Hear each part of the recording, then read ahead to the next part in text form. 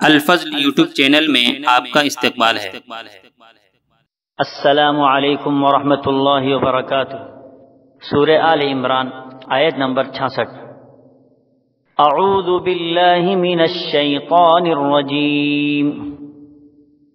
ہا انتم ہؤلاء حاججتم فیما لکم بہ علم فلم تحاجون فیما لیس لکم بہ علم واللہ یعلم وانتم لا تعلمون۔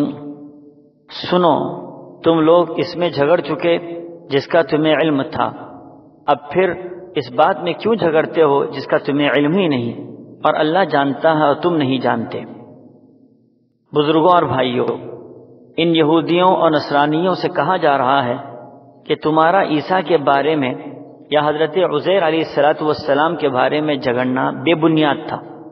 تم اپنی کتاب یا اپنے دین کے بارے میں بھی جھگڑا کرتے رہے، اس کی بھی کوئی اصل نہیں تھی۔ اب ایسی باتوں میں کیوں جھگڑتے ہو جن کا تمہیں کچھ بھی علم نہیں ہے؟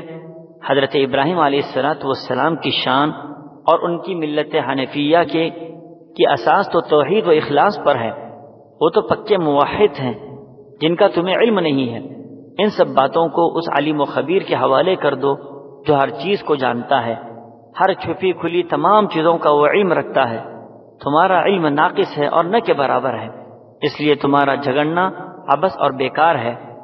اللہ تعالی ہم سبوں کو صحیح معنی میں سمجھ عطا فرمائے، آمین۔ وآخر دعوانا ان الحمدللہ رب العالمین۔